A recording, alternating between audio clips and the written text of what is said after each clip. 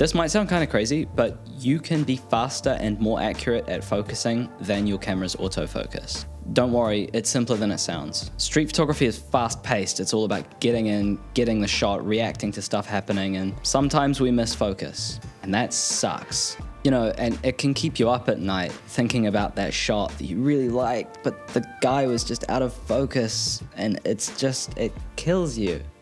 And worse than messing with manual focus is when you've spent a whole bunch of money on a really good camera that has autofocus, and then that decides to focus on someone's hand or their shoe instead of their face. The solution is zone focusing. Let me explain. Photography is rife with gatekeeping and an insane amount of technical speak that doesn't mean anything to real human beings. You've probably heard stuff like hyperfocal distancing, the inverse square law, circle of confusion. But not a real circle, more like a freaky circle.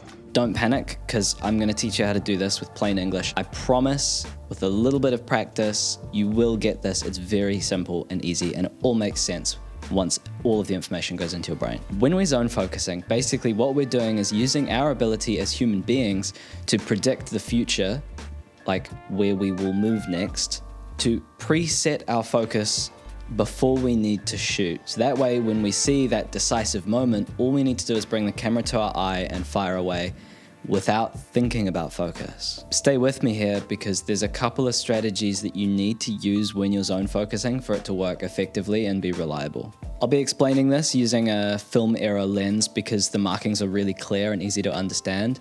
Once we've covered the basics, I'll also show you how to do it on modern autofocus lens so that whatever gear you have, you can still zone focus. Let's start with the lens. The wider it is, the easier this gets. This is a 28mm, it's my favorite, as you should know. You can do this with a 50.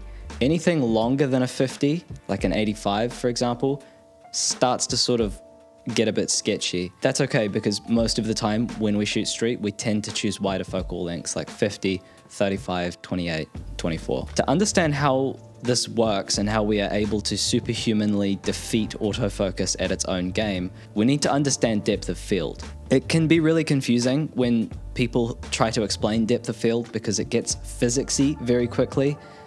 I don't like that. We're photographers, we're visual people, so I'm going to show you how it works visually. Depth of field is basically a way of describing the amount of stuff that's in focus on the depth plane, right? So between me and the camera and the wall, there's a slice of space where hopefully I'm in focus. See in this example here how the Hot Wheels is sharp, but the lenses behind it and in front of it are both blurry? That's shallow depth of field, right? Because we've got a thin slice of stuff that's in focus. If I stop this lens down, you'll notice that we get a much wider slice of stuff that's in focus. So the lens in front of and behind the Hot Wheels get more in focus as we stop down. That's because the smaller the opening in your lens, that is, the bigger the aperture number, the more stuff you're gonna have in focus. Aperture is confusing. I will do a separate video explaining how that works, but all you need to know is bigger number means less light and more in focus. Are you still with me? This is the bit where it gets fun, okay? I know this is all a little bit hard to wrap your head around, but I swear to you, once you try it, it will click in your head instantly. I know Kung Fu.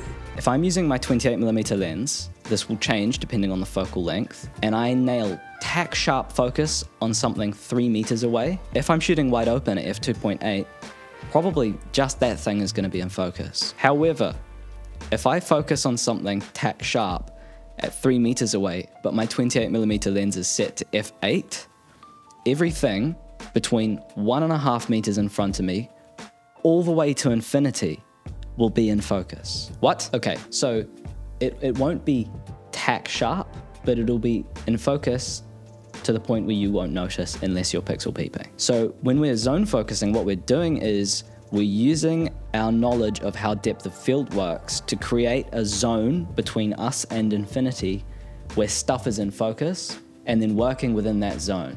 So when you're on the street, you can set your zone to be between 3 meters and infinity or between 1 meter and 4 meters, and you just shoot subjects that are at that distance and they will be in focus. But how do you know where to put your focal point in the first place? Let's take a look at this lens.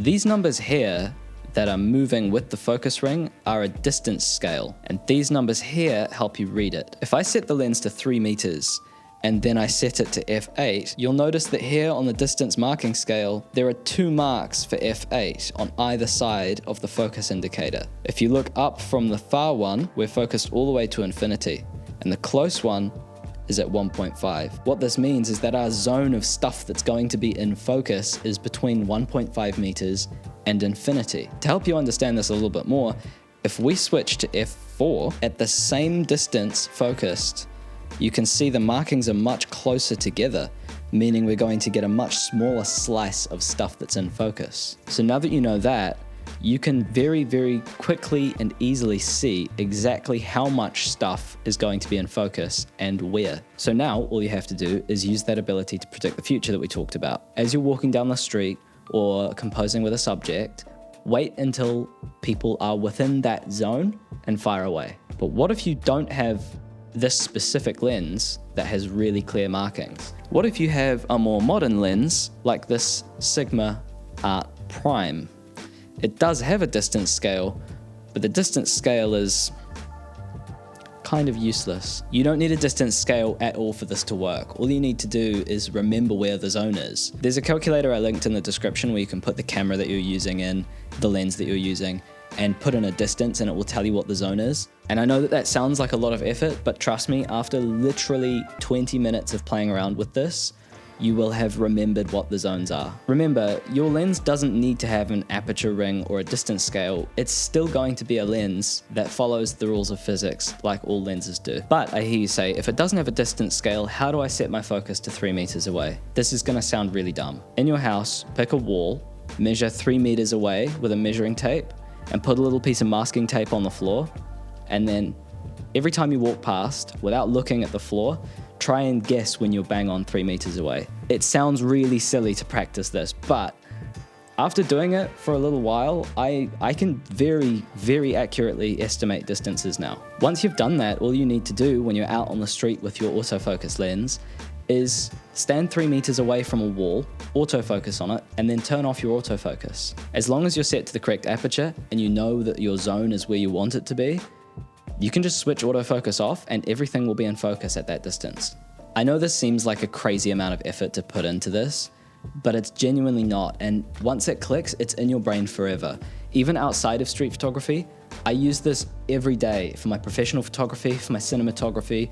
Thinking in zones when it comes to depth of field, so useful. Seriously, just grab your camera, give it a try this afternoon or tomorrow morning. You'll be surprised at how quickly it starts to make complete sense. It's super intuitive. That way, you don't even have to think about focus. All you need to do is remember to work in your distance. If you're shooting wide enough, like on a 28, that distance can basically be arm's reach to infinity. You never have to think about focus. It removes that decision-making process completely and just allows you to focus on capturing the moments that you're trying to capture. Another thing that's way easier than it sounds is joining my free email community. There's a link in the description. I share fun little tricks, insights, tutorials, discount codes I get from sponsors. And the best part is you can email me back as well. It's a two-way thing. So if you have any issues with zone focusing or you have any questions, you can just flick me an email and I'll respond. Thank you for watching. I will see you next week. Stay hydrated and create art.